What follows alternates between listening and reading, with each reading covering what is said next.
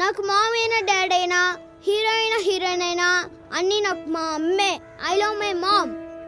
అమ్మా అమ్మా నీ వెన్నెలా నిత్యం నాపై ఉండాలిలా. అమ్మా అమ్మా నీ వెన్నెలా నిత్యం నాపై ఉండాలిలా.